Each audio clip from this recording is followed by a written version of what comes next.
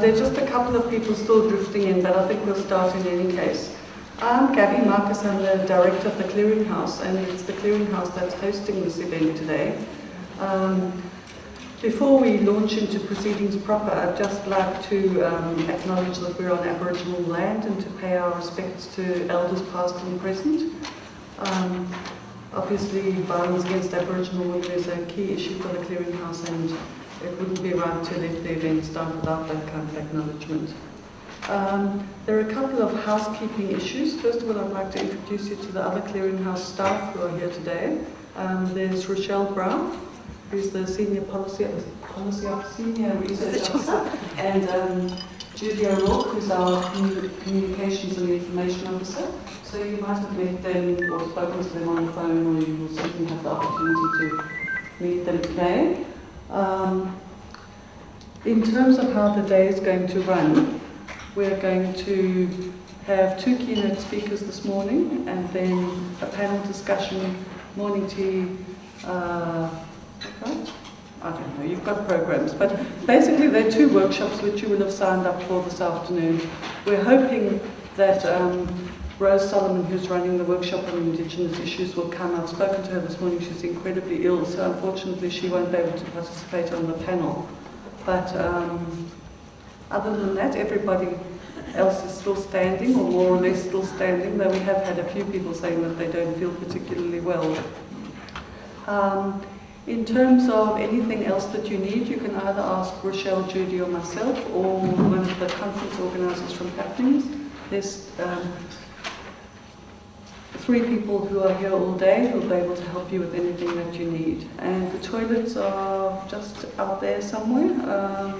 There's some publications out there. Unfortunately, the key publication of the day, which is Ludo's paper, hasn't turned up.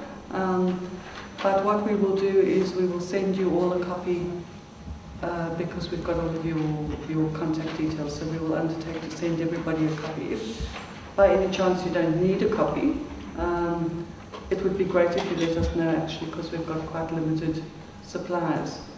The other thing to say, which I think the speakers know but the rest of you might not be aware of, is that we're actually filming this event today. And it'll be available on DVD and hopefully also be able to be podcast from our website for people who aren't here today. And we've done this deliberately because what we're trying to do is become a real national organisation.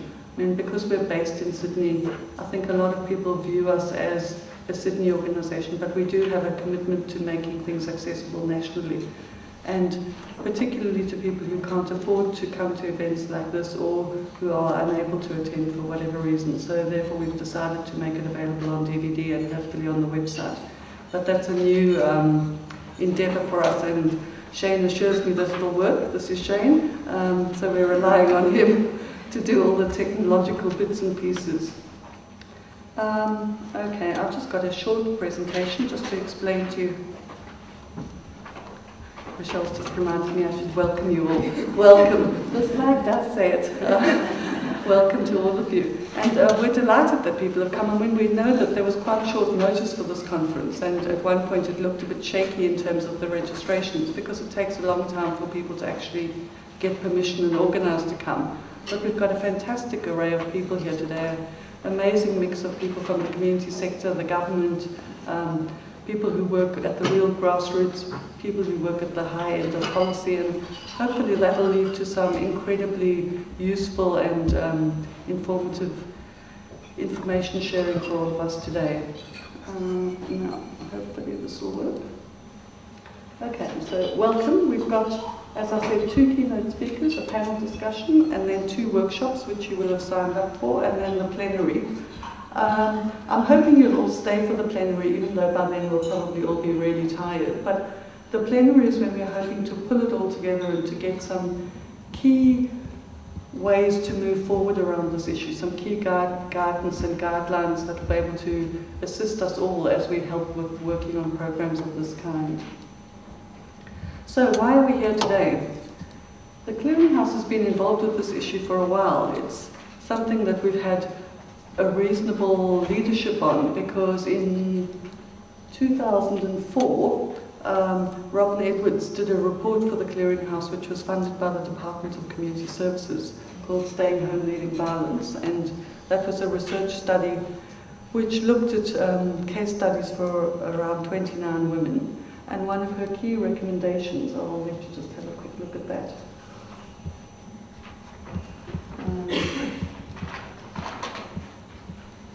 The slides got in the wrong order. One of her key recommendations was that there would be 3 pilots set up, one in Bega, one in southeast Sydney, and another one in Western Sydney. The Western Sydney one in true government style didn't ever eventuate, but the other 2 did eventuate, and both of those have had incredibly interesting histories, and the people from those services are here today. There's also been a flourishing around the country of other services that are working to make it safe for women to stay in their own homes. And all of those things have led to a kind of a swelling of interest in looking at options for women who are able to survive in their own homes without needing the extra support that's given to them by a refuge. So having moved along with this issue, we decided to commission Ludo to write the paper, which is the one that we don't have here today. But where are you, Ludo? You've got the only copy. She can hold it up. I'll miss that because the slide's gone. But I mean, the research from those pilots has shown that these kind of programs work really well for some women. Obviously not for all women, but with the right kind of supports and infrastructure and the service provision that they need, women are able to stay safely in their own homes.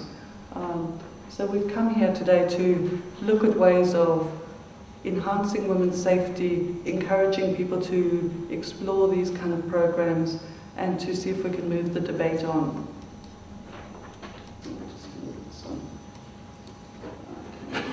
So what we wanted to do with this event is to link issues of policy and issues of practice. So that's why we've got this fantastic mix of people here today, some of whom work solely in policy and some of whom work solely in practice, and others who meld the 2 together. And we're hoping that this event covers both of those aspects, because one needs to get both of those aspects right in order to be able to offer enhanced security to women. So here we are at this forum. I'll introduce you to our first keynote speaker, who's Ludo McFerrin. I'm not going to read through her auspicious bio, which is in your program, but she's the coordinator of Bega, Staying Home Leaving Violence, and I'll hand you over to Ludo now.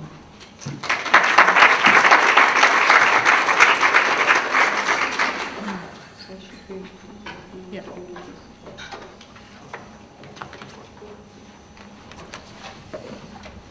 Thanks, Gabby. You what? I'll tell you when you've got back. Oh, that's right. Okay. Thanks a lot. And so, hello, everybody. Lovely to be here. I'm actually a project officer at Bega, and my colleague is here with me today. We're both project officers. Okay. Flight from danger is a basic human instinct, but so too is defending your space and your own. 30 years ago, feminists defied the silence on violence within the home. Our priority was the safety of women and children, and our solution was to flee. The result was a national network of refuges and shelters. It was at the time the only solution for women who were powerless and without resources. With time, we came to understand the impact of fleeing the home, the homelessness, the dislocation, and the injustice. We came to understand that by urging women to flee, we were supporting a lazy and misogynist Australian system of criminal justice, which was reluctant to remove the violent partner from the home. Reluctant because a man's home was his castle.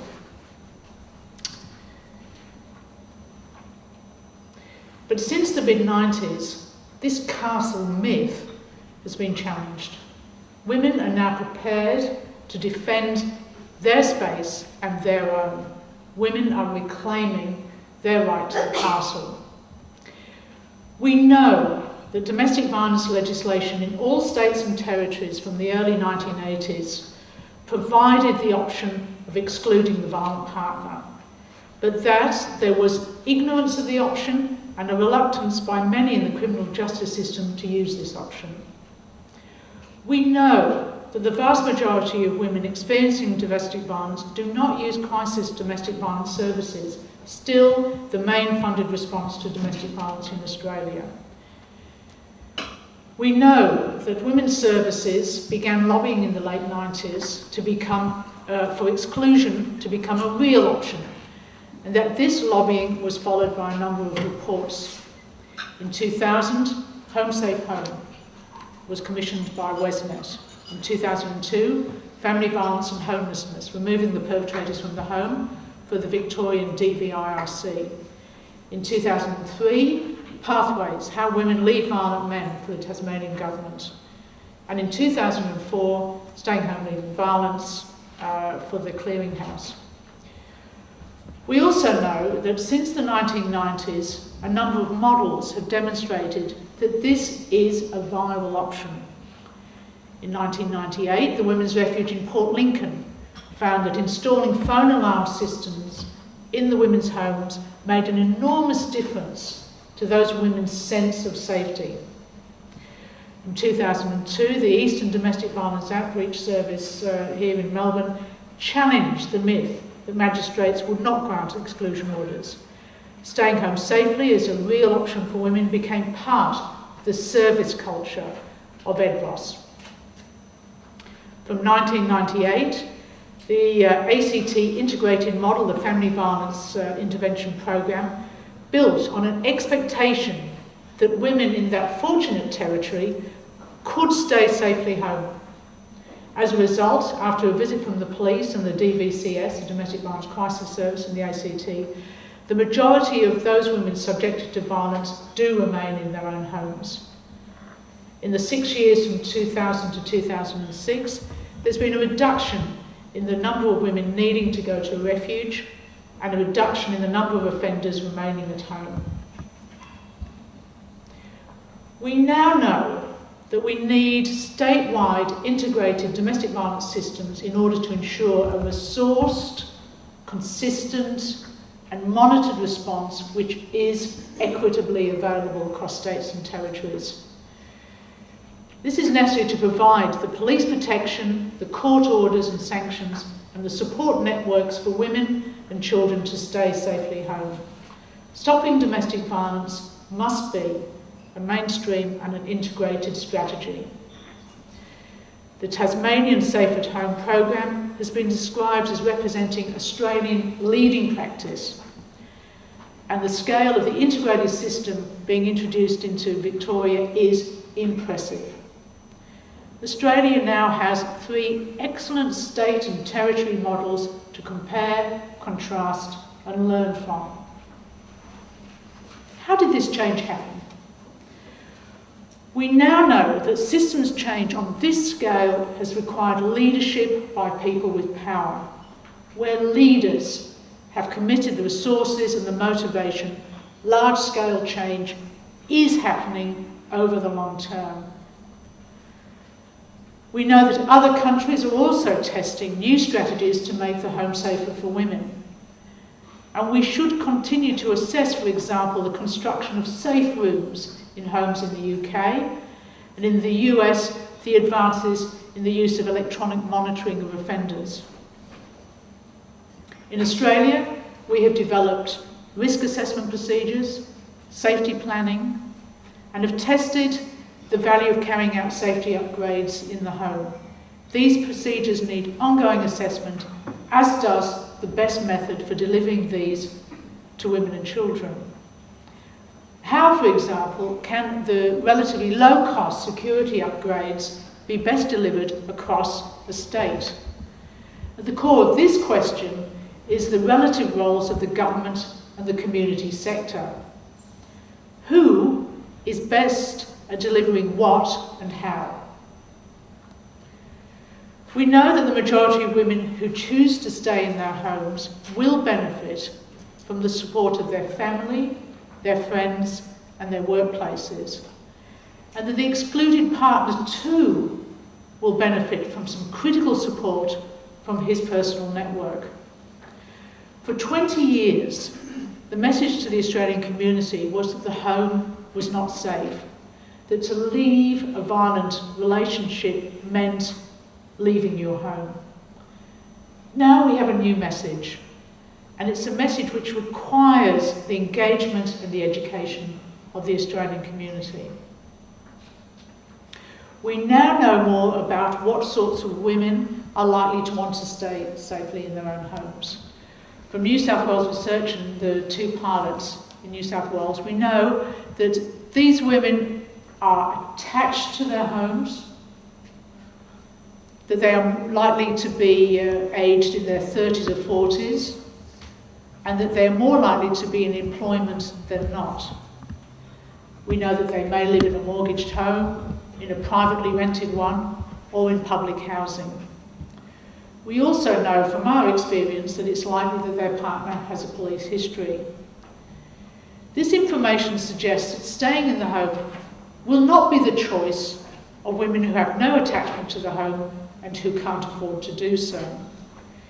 This tells us that crisis accommodation for women will continue to be needed, although its services will need to adapt to different demands. I should note here the work of Brenda House, a Melbourne Women's Shelter, which supports up to 25% of its residents to return safely home once the violent partner has been excluded. And I should also note the changing patterns of refuge use in Tasmania. What happens to the excluded partner? This is an important issue for many communities. It's important for Indigenous communities who want a whole-of-family solution to family violence. It's also important for rural communities who see even the violent offender as a member of the community needing critical support. The accommodation, financial and counselling requirements of the excluded partner need to be addressed for their sake and in order to make staying home an easier option for women and children to choose. We know that to some extent affordability may in the long term be a more difficult challenge to overcome than security. Being able to afford to stay in the home, at least while the children grow up. We also know that the sustainability of staying home will mean entering into such complex and contentious areas as family law property settlements, child support and housing affordability. How do we compare and contrast models without evaluation? Except for the ACT, evaluating outcomes has not been a strong feature of programs to make the home safe. I think that the benchmark of evaluation should be the impact of our work on the quality of lives of women and children. If we don't know that, then what do we know? Or to paraphrase an infamous American Secretary of Defence, we have a known unknown. Finally, we know that there are strong indicators that the Australian community now expects that it is the violent partner who will be excluded from their home as a consequence of their violence. This was the overwhelming finding, 91% of a random sample of 2,000 Victorians by Vic Health in 2006. And similar emphatic support was reflected in a survey of Bega Valley people earlier this year. As people working in the fields of family and domestic violence, as activists, practitioners, policymakers and researchers, it is our responsibility to be establishing and promoting national leading practice so the option of staying home safely is a reality for the majority of Australian women and children unfortunate to experience violence in their own homes. Today, I look forward to that task with you. Thank you very much.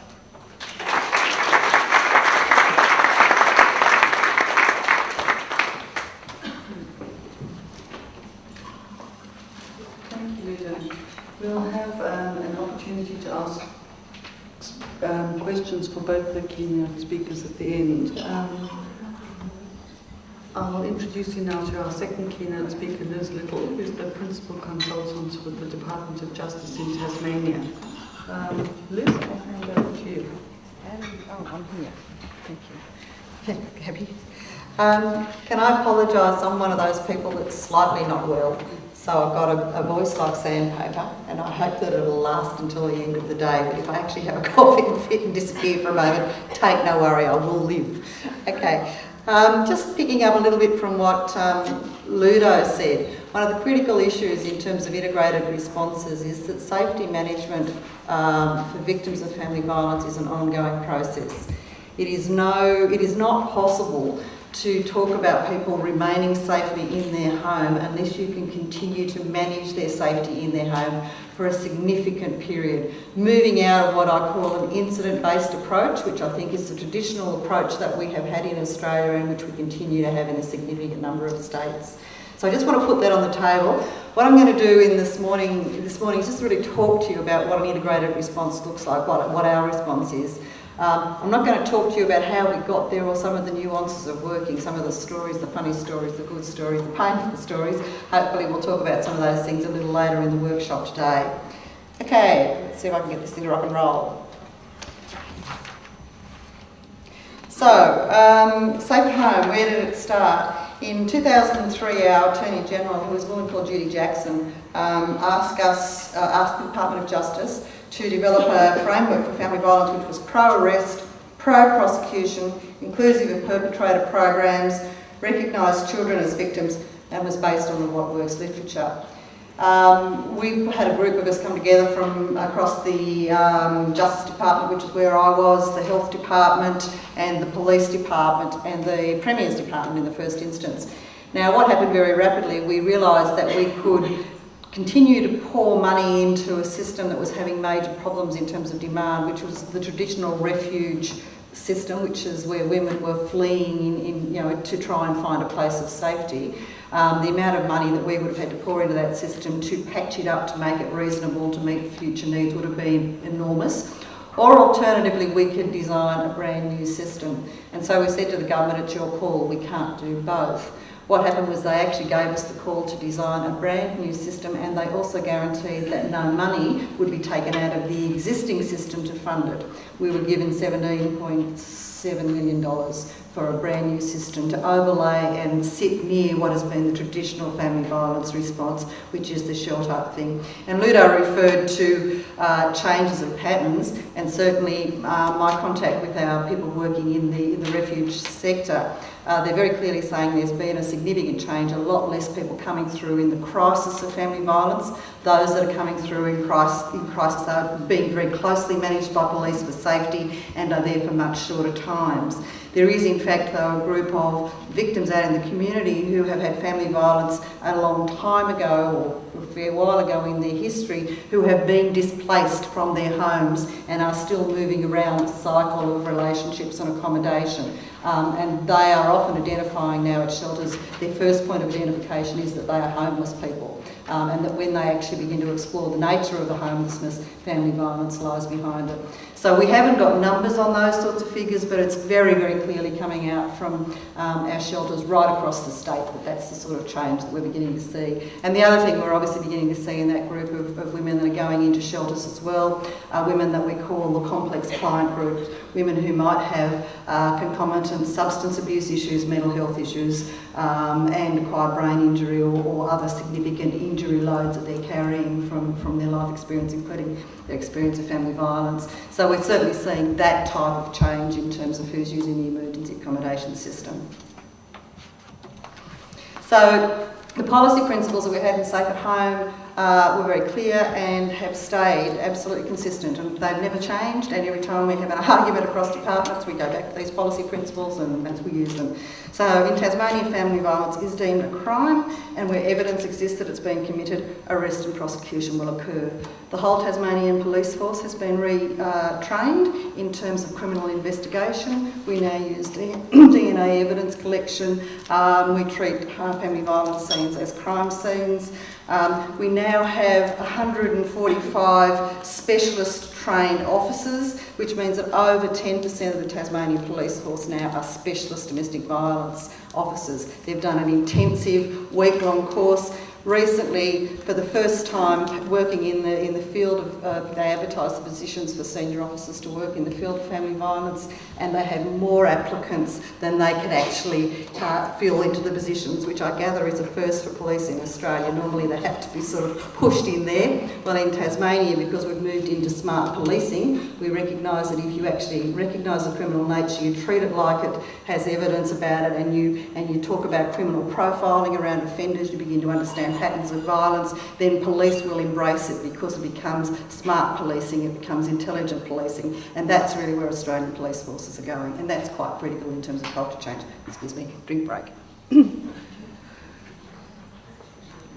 The next is an extremely contentious issue, and I won't unpack it now, I'll have no chance throughout the day, which is the victim should not be placed in a position of determining the response of the justice system. So victims in Tasmania do not get the right to decide whether prosecution will occur, nor do they get the right to decide whether orders will be issued. They are issued on the basis of the evidence that's collected by police, and on any understanding of potential future risk that further or escalated violence will occur. That raises some problems. I mean, it certainly raises in the historical paradigm the issues around empowerment. However, the most common response to this is that women say to us, I can say it's nothing to do with me. It's those nasty people over there in blue that are doing this to you. It's nothing to do with me. I've asked them to drop it and they won't drop it. And it's really about accountability, and that's quite critical. That raises some issues. I'm happy again to unpack them at breaks, talking with our Aboriginal community, certainly talking with some of the refugee communities we've got from Africa around some of those sorts of issues. But at the end of the day, that's where we lie. It's not the victim's choice. If there is evidence, then we proceed with the level of evidence in response. Safety of victims is paramount, and wherever possible, the victim should have the choice of remaining in their own home. So the other thing we talk about is that the service response to family violence should be seamless, and the roles and responsibility of each agency should be clear, and there should be mutual accountability between the agencies about how they manage and respond. And the other thing we're very clear about is that police are responsible for providing immediate intervention, secure the safety of victims, and manage the risk that an offender might repeat or escalate their violence. So Safe at Home is really built around two things. Managing the risk that an offender might repeat or escalate their violence, and also identifying and implementing strategies to enhance the safety of victims. Police at the scene of the crime will arrest and remove the person who the evidence indicates is the offender. I just signal another contentious issue. That isn't always the person who will always be perceived as an offender.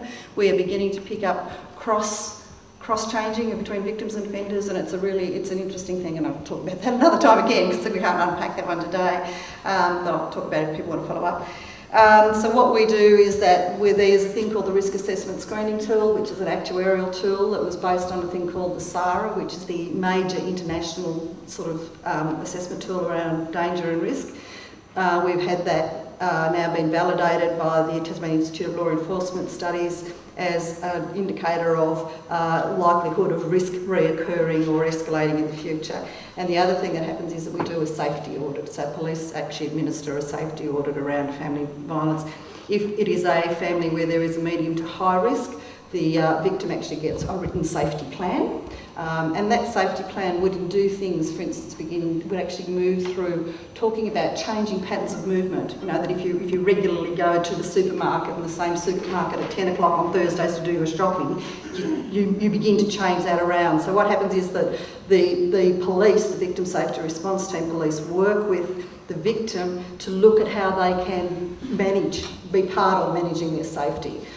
They will also, if necessary, give them certain alarm duresses, automatic sort of mobile phones that are automatic hooking through to the police and whatever else. And the level of the safety management that police put in at that point relates to the perceived level of risk, but also the issue about what capacity have we got for safety. So somebody might be, in fact, taking a place of safety for 24 hours while police go in and get their house secured so that they can go back to that. So that service is there, and it's quite critical. And in high-risk cases, the victim actually also signs off on the written safety plan about that management, and that continues to be reviewed depending on the risk, the ongoing risk level at which the case continues. So we have an integrated response system, and we also have family violence legislation that covers both our criminal and our civil justice system. So our system is really geared for saying what evidence is there that a crime has occurred, make the charges there, and then using the civil justice system, which is your orders system, as a protective system. We have 2 levels of orders. We have what's called police family violence orders, which police, when they've removed the offender to a police station, they've done the risk assessment, they've got information from the safety audit, they can design a police family violence order which is issued to the offender before they leave the station. We also put in a fund there to get emergency accommodation for offenders so that we didn't want them returning home because they were homeless. Interestingly enough, we've had a really low level of take-up. Of the 50,000 we put in, we had $670 expended in the first 12 months. Anybody who knows anything about money, that's not much. So we're just drilling down with that at the moment, and what we're really finding is the police are saying, you know, if we let an offender out, they really just want to go, and they don't want us to know where they are, so they don't want us to arrange their emergency accommodation. So we're just now working on how we do a better system of putting in emergency accommodation facilities for offenders in those circumstances. So just, I did that. I'm always slower with the screen than I am with the talking. So the Family Violence Act, which we passed, and I should say that the way that we worked on this is that we used the literature about what best practice was to design a response system which should be an effective response system. Then we designed the legislation, the Family Violence Act, to enable us to do what we believe needed to be done. Now, a lot of people go the other way around. They actually develop legislation. They look at this bit, that state's got this clause, it's nice, and that state's got that clause, and they stitch it all together, and then they try to put a system behind it. We went the exact opposite way. We designed the system. We said, this is what we need to do to have an effective management of family violence. How do we have the legislation that allows us to do it? So our Family Violence Act obviously reinforces the criminal nature of family violence. It mandates the management of risk and safety through the integrated response. It actually requires our people to work in an integrated way. It also, for instance, requires our magistrates to consider issues around risk and safety before releasing people on bail.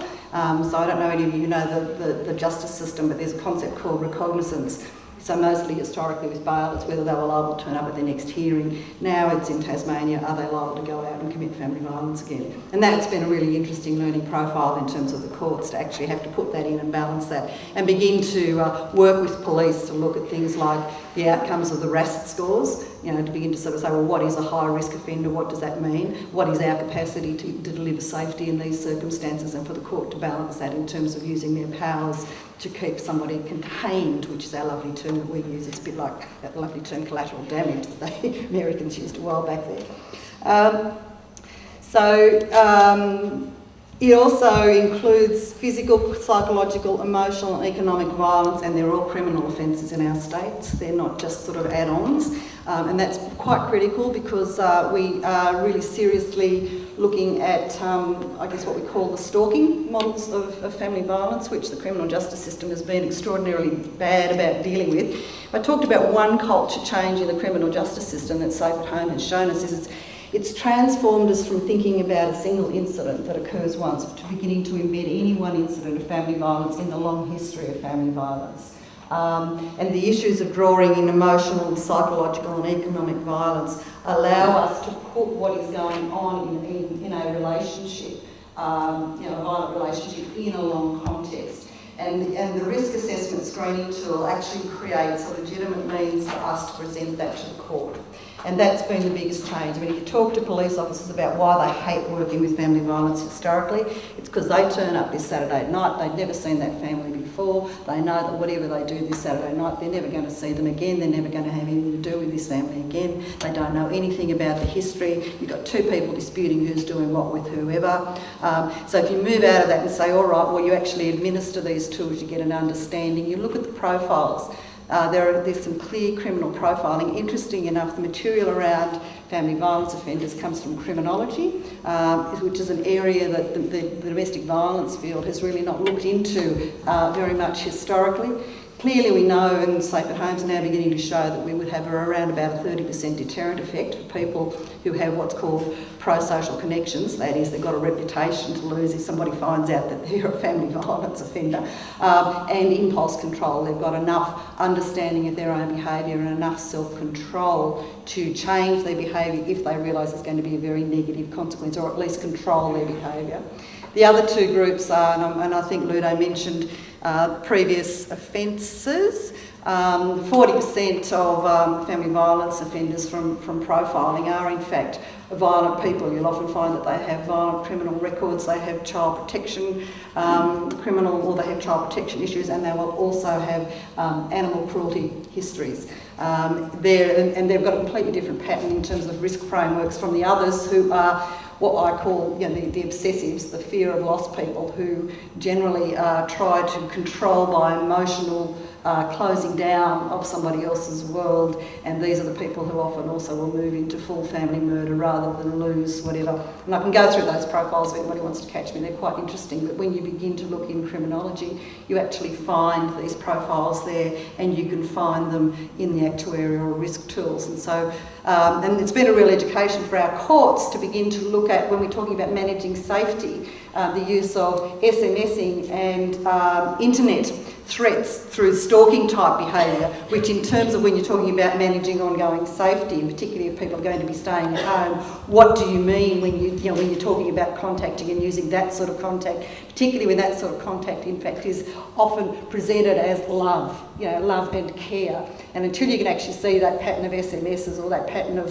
emails in a broader pattern of violence, you don't actually understand the risk and safety issues, and you don't understand the intensity. And our police have really got that now. They've really begun to pick up the stalking behaviour and what it means in terms of risk escalation.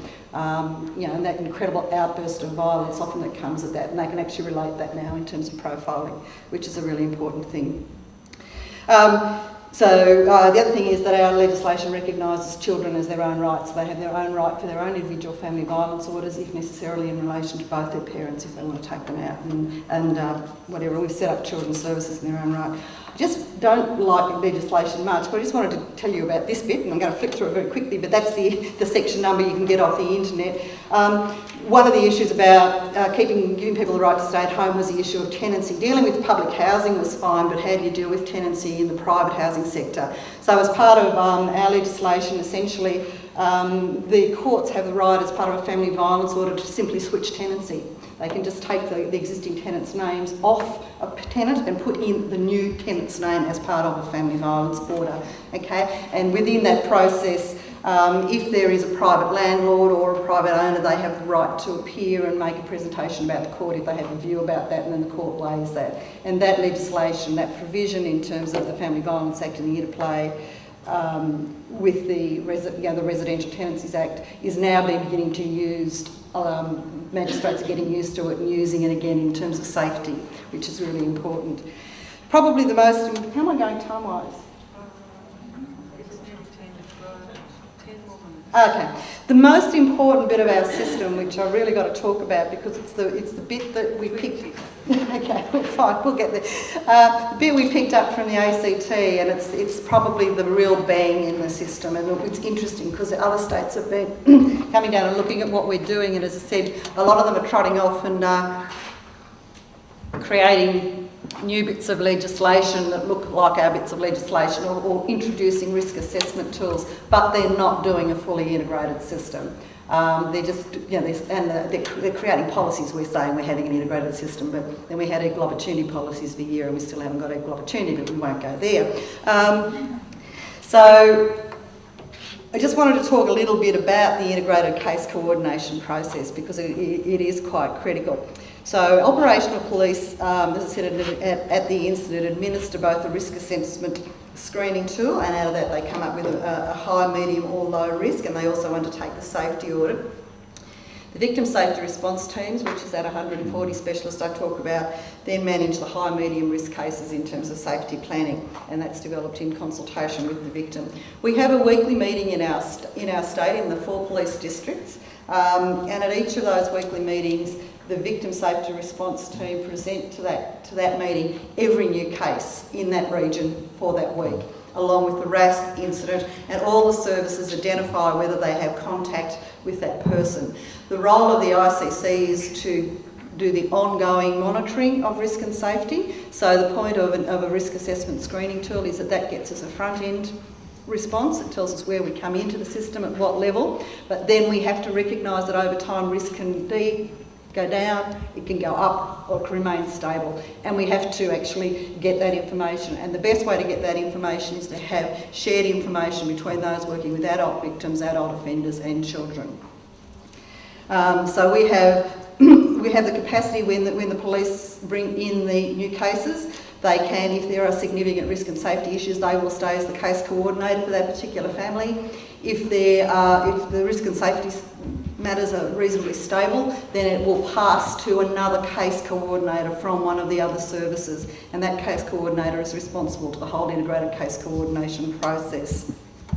And the other thing we do is we establish a review cycle.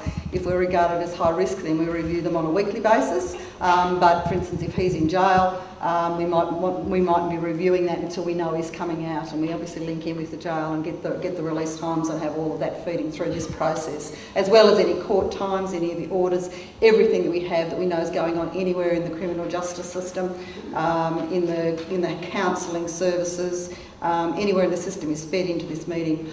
I should have said earlier that I actually manage Safe at Home, not just for the Department of Justice, but across the Department of Justice, the Department of Police, the Department of Health and Human Services. And now that we're actually drilling down to our responses in relation to children, the Department of Education has joined us as a full partner, so I manage it across them as well. So I'm called the big one. Each of those departments also has their own person who manages Safe at Home in their department. I handle the whole thing. So our integrated, when I talk about integrated case coordination, we do this weekly. It's attended by police prosecutions, it's attended by our court support and liaison service, it's attended by a victim safety response team, which are our specialist police officers. It's attended by family violence counselling and support services, it's attended by child protection.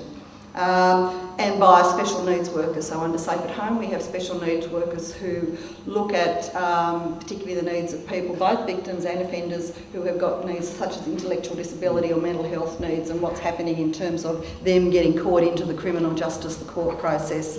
And in some districts, with the new work we're doing on children, we've now integrated the Education Department social work service into our weekly meeting. Since we started Safe at Home on the, I think the first 18 months from November 05, we dealt with about 7,200 cases, and the integrated case coordination meetings can only close a case if there is absolute consensus among all the services and that they agree that there is no ongoing risk and safety management needs, and we've closed 4,400 cases of that 7,200.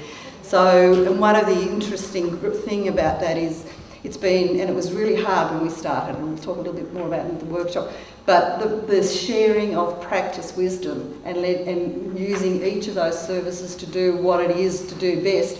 Once you actually got to understand each other's language and what you were talking about, you began to get, when we first started, we had no cases being closed because everyone was so risk averse. They were just, but there's collaborative, there's collaborative responsibility. My unit services these meetings. If anything does go wrong and we have to go to a coronial inquiry, it'll be the minutes from these meetings that go forward, and it's collective and collaborative decision making about what's happening in terms of the management of risk and safety. And it's quite critical because this is the function in terms of a house. I mean, people can stay in this system for however many years it takes. If they're living in their own home, we've given them a safety plan. We're continuing to look at what's going on with that offender. We're continuing to look at what's happening to go on with children. We're continuing to look at what's happening in terms of them living in their own home. How do we continue to adjust and change our system so they don't just get dealt with at the time of the incident. Once they're in the system, they are being case managed continuously until we close the case out. Okay, and I should say that we actually do have a case coordination manual which has all the business rules in there about how, and the business rules, it took us quite a while to work through them, but we actually got agreed business rules about how do you assess this, and what we're doing at the moment is, and it's actually waiting on me to get the time to write it up, we've been trying to capture how we could use a risk assessment tool at the front end to actually understand high, medium, low risk. How do we actually work out the dynamic changes that occur as people work through the process, as people occur in front of the, they get the criminal charges or whatever. How do we know what's happening, whether risk is escalating, de-escalating, stabilising? And so at the moment we're working to try and capture from these ICC meetings the practice wisdom, the different elements that are brought in from the workers with the children versus the workers with the adult victims versus the workers with the offenders. Just to let you, to sort of show you the sort of thing that happens when you do a program like this. Police attendance at family violence incidents, when we introduced Safe at Home, went up by 40% and has stayed up by 40%. So it went up and it stayed up, it never went back, and it's very clear from victims that they are confident that they will get a response. They know what the response is. They may not like it, but they know what it is and what it's supposed to do for them. And that's really important, because when I talked to victims about what it was like for them before Safe at Home came, they really felt it was going to be totally random about who actually answered that phone and which particular copper was assigned to come to their particular incident. Or it was a really random thing that if they got connected with good people in the system, they could have a good outcome, but there was no guarantees. And if you got connected with people who were not good, it could be disastrous. And that sense of confidence that there is a predictable outcome, and I should say that when any operational police officer makes management decisions about what they will do with a family violence incident, that they are in fact quality assured by a senior officer, a specialist. One of the specialist ones actually says that this officer has done the right thing. I should have also said that in the integrated response system that police, health and justice have bought a shared server, and that when police do the attend a family violence incident, their incident report is pumped outside their firewall to us, so that we all get access to that incident report and all the police notes about what they're doing about managing things. And similarly, we're putting our court orders, and we're just moving forward to develop a system where we'll now all have our counselling records, and so the police will be able to see the counselling records, the counsellors can see what's going on in the courts and so on, so we're all seeing what's going on in the system, and that's really important. Arrest in Tasmania occurs in 63% of family violence cases, which is pretty high, I think. We would want to know what's going on elsewhere. Criminal complaints lodged with the court in relation to an offence against the person, and we can't separate the actual specific family violence one, there's no tag on it, but they've increased 32% since Safe at Home was introduced, and most of those criminal charges for offence against person are related to family violence. And this is just an interesting one. On the 1st of June this year, in our remand prison, not our large prison, 24 of the prisoners, only 120 person prison, about 20% of the people on the remand were subject to family violence orders. 9% were there for a breach of family violence order. Should say that we have 4 strokes and you're out. Which is, and it's a lifetime accrual, breach of family violence order against multiple partners, doesn't matter who, it doesn't have to be the same partner, same order. 4 occurrences of breaches of family violence order, mandatory imprisonment sentence. We had 5 in there for a breach of an FVO plus an assault. We had 3 for straight assault, 4 for offences such as rape and wounding, and 3 for assault and other offences such as burglary. So that's in remand, so that's something about who we're arresting. Interestingly enough, the prosecution outcomes for us for family violence assault are now similar to those for general assault. So 54% of family people who have been charged with family violence offences or crimes either plead or are found guilty in our courts now. So that's around about what we get from just general street assault and violence. The number of family violence related protection orders has approximately trebled. So we issue 70 family violence orders, which are the court-based orders, and we issue 130 police orders. Police standing orders basically say that police will only issue police family violence orders if it's a low risk or a sort of low medium risk. If it's anything more than that, it's got to go to the court. The other thing that we've found is our family-based family violence orders have no time limits on them at all. We've had a number of them now increasingly being issued for periods of 5 years, and we've actually recently had one issued as a lifelong order. So what's happened is that the police family violence orders are limited to 12 months, so as I said, they're used in the low risk cases. So what we've also done was free up our courts to really deal with complex high risk cases, and they are beginning to get a lot more skilled at tailoring these orders, really building them around circumstances and reviewing them and changing them. And that's interesting as well, because there's 50 applications a month to vary orders, and most of those are against the court-based orders, which are these ones that can be issued for very long times that are in fact customised. So as in fact circumstances change, people can apply for, there might be a total no contact, don't come within, don't censure, don't do, the whole prohibition thing. As circumstances ease off, then there can be an application to vary. No applications to vary go through our court without a presentation on behalf of, through the police prosecutions on behalf of ICC, as to whether the court, a recommendation to court as to whether an order should be varied.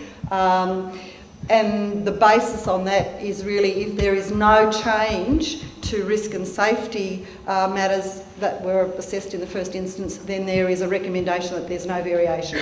So there has to be a significant change in terms of the risk and safety issues before there is a support from the ICC for a variation. And the courts, obviously, magistrates do exercise their discretion, they'll do what they like, but on the whole they're taking significant notice of what the Integrated Case Coordination meeting is saying to them. So if in fact, the order, there has been no disturbance because the person's been, not going to the house, and we've managed to be able to manage their safety in the house, but they've got a long history previously, then in fact the ICC might come back and say, no, don't vary it. So those sorts of things are balanced again in terms of the history and what we know about people. And between November 05 and 07, I said they were the actual numbers. So we've managed to close 62% of family violence cases over an 18-month period. And that doesn't mean that we don't reopen them, we can. Interestingly enough, our data is showing us a changed phenomena. We're having a lot more once only, and what we're beginning to do is to begin to also identify what were the families that we're calling a churn families, that are coming in through the system again and again and again. And our courts, our magistrates now are suspending hearings and asking for special meetings of integrated case coordination to look at the really complex cases that have been keep coming back through the system, so that in terms of the way they structure their orders and use their sentencing powers, they can tailor-make them in the most effective way to manage the risk and safety.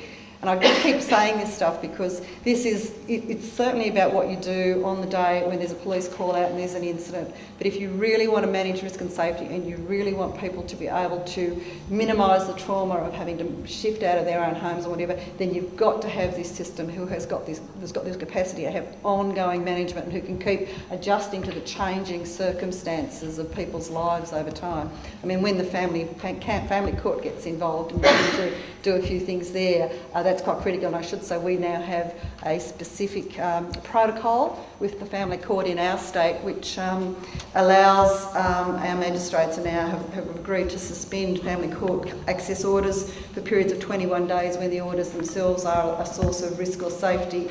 And there's a direct file exchange between our magistrates court and the Federal Family Court Registry, and they have agreed to hear them review custody or access orders within the 21-day period. So we're moving out to look at those sorts of issues and other sorts of risk and safety as well. The figure that I think Ludo came up with for us, it's 45% of our family violence perpetrators are repeat offenders. We've got them on our system. 8% of family violence incidents involve the use of weapons. 9% required, I'm finishing, 2 seconds. 9% of family violence victims required medical treatment after the assault, and children were present at 38% of family violence incidents. From memory, it's about 2.7 children present at each of those incidents, and I was just talking at our table earlier. In terms of tracking those children, it's mandatory under our legislation that all children present at family violence incidents are reported to Child Protection. We know that approximately 30% of the children that are reported from family violence incidents are going on to caseload, which if your state's anything like my state is a pretty hard thing to get on to because the child protection systems are overloaded. We also know that there's probably about 70% of the children who are not having any sort of intervention at all. And at the moment in Safe at Home, we're actually drilling down into that and putting up a series of pilots around case managing, particularly that 70% that don't get into the child protection system. I'll be around for the rest of the day. My voice doesn't flag out. I'm more than happy to develop any more of the points, and thank you very much.